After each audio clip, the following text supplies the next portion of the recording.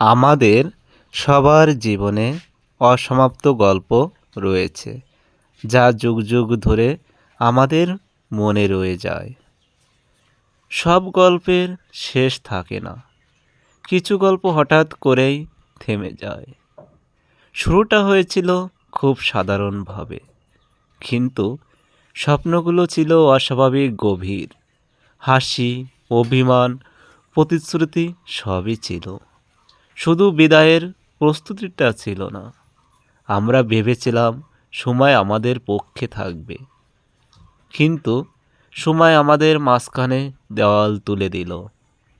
আজও কিছু কথা বলা বাকি রয়ে গেছে, কিছু প্রশ্নের উত্তর পাওয়া হয়নি।